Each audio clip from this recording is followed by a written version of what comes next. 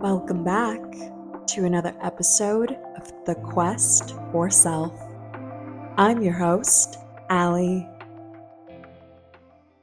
Have you ever noticed how stress could just show up in your body?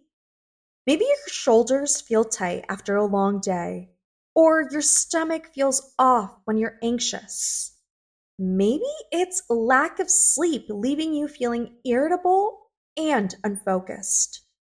On the other hand, have you ever finished a workout and felt an instant boost in your mood? The connection between our mental and physical health is undeniable, yet we often treat them as separate. Today, we're diving into how our emotional and physical well being are deeply intertwined, how one affects the other, and most importantly, how we can nurture both for a healthier, more balanced life. This is something I've personally explored over the last 2.5 years.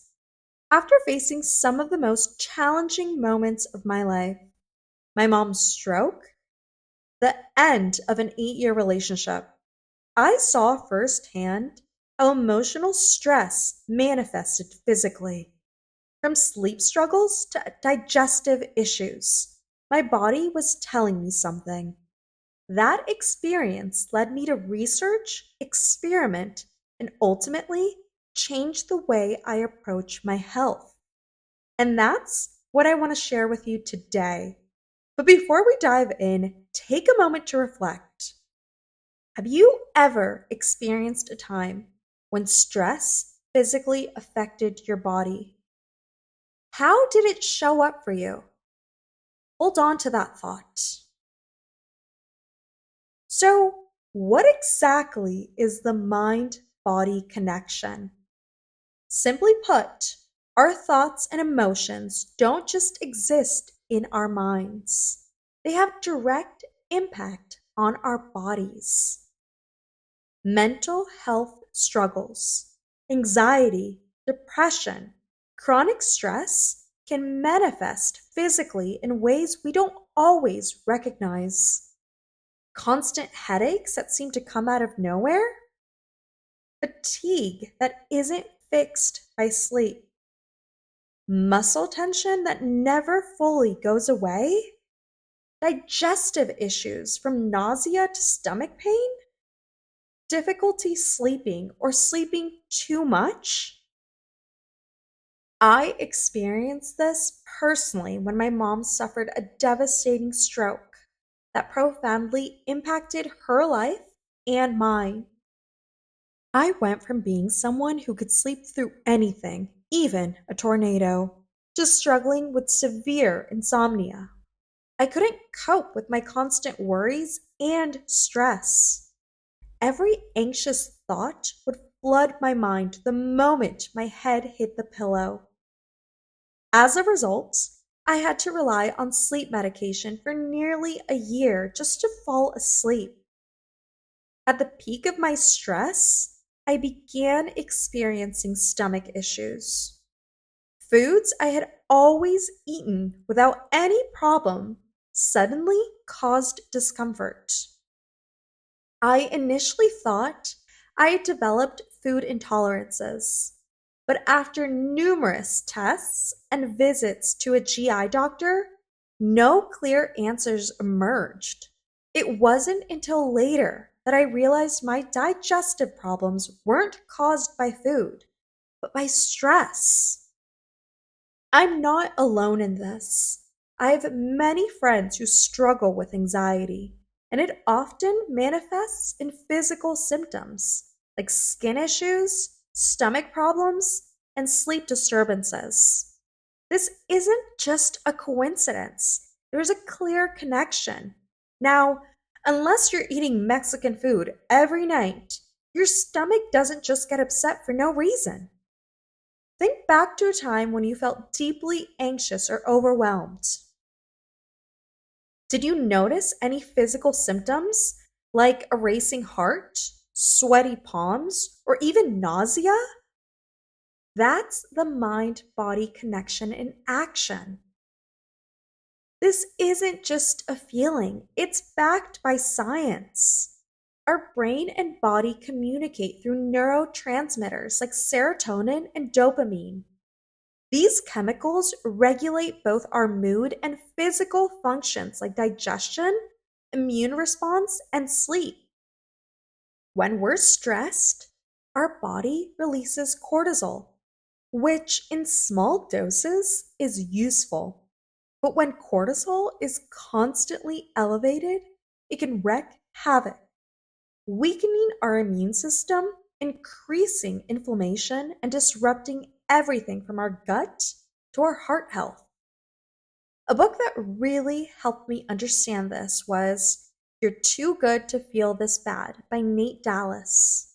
This book really explains how emotional stress manifests physically and offers practical ways to break the cycle.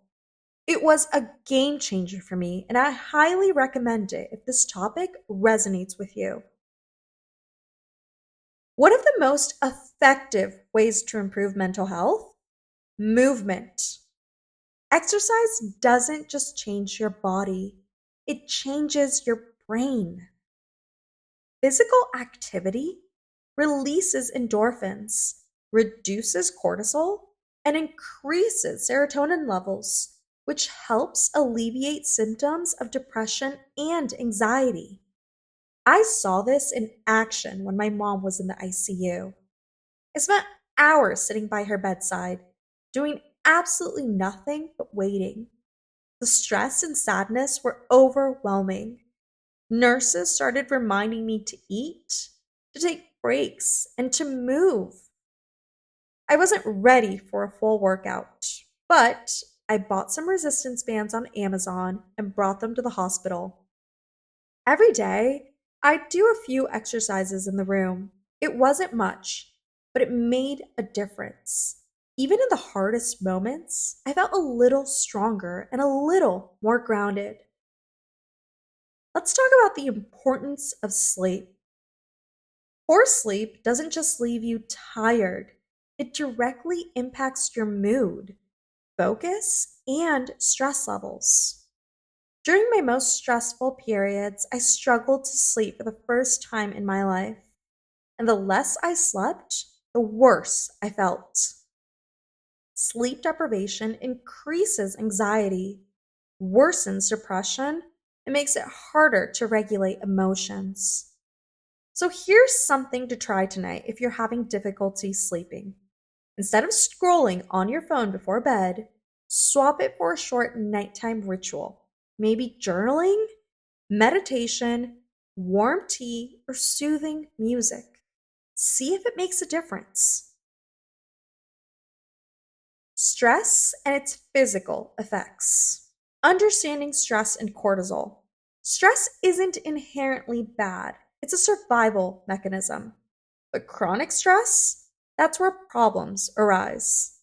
Long term stress weakens the immune system, disrupts digestion, raises blood pressure, and even contributes to heart disease.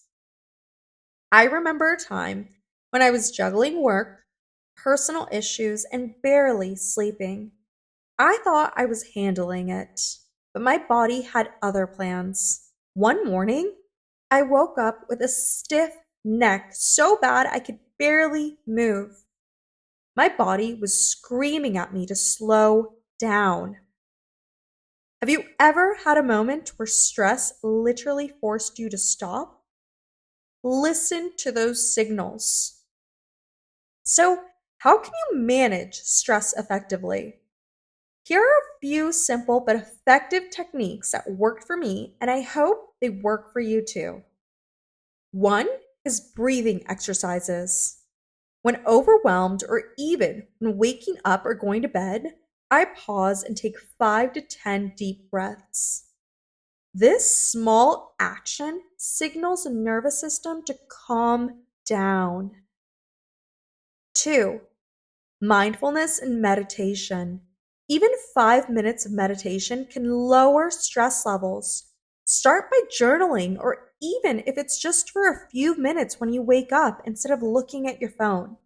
You have no idea how this can truly transform your day. Third, physical activity. Walking, stretching, or even dancing to a song you love can help reset your mood. So, how can you create a balanced routine? Well, self care isn't just bubble baths and spa days. Hate to break it to you. It's also about creating routines that support your well being, like pairing workouts with mindfulness, stretching while practicing gratitude, setting consistent sleep and wake times, prioritizing nutrient dense meals. Remember, small, sustainable changes lead to big transformations. It's not about perfection, it's about progress. Oftentimes we tell ourselves, well, we don't have the time, but yet we have the time to scroll through TikTok endlessly. Counter those common obstacles we all face or tell ourselves. Lack of time? Well, start with 5-minute habits or even three. Burnout? Prioritize rest as much as action. Stress and feeling overwhelmed? Use simple breathing techniques. It takes seconds. Self care isn't a one size fits all. Find what works for you and stick with it. The power of community and support. We heal better together, whether through close friends, therapy, or online communities. Having support makes all the difference. Even physical touch, like a hug, has been proven to reduce stress. Connection matters. So do things with others. Seek support through therapy. Confide in those you love. Work out with others or join communities. So let's wrap this up. We've explored how deeply connected mental and physical health are. And the takeaway? Small actions add up. So I have a challenge for you. What's one thing you could do today to support both your mental and physical health? Maybe it's taking a walk, getting to bed earlier, or swapping out processed food for something nourishing. Let me know what you choose. I'd love to hear from you. Share it on social media, tag me, or send me a message. Remember, your mind and body are a team. When you nurture both, you unlock your true potential. You deserve to thrive, not just survive. So let's take those small steps towards a healthier, more balanced life together. Thanks so much for listening to this episode of The Quest for Self. If you enjoyed listening to this episode, like, follow, subscribe, comment, and share. It would mean the world. Also, don't forget to follow us on social media, The Quest for Self.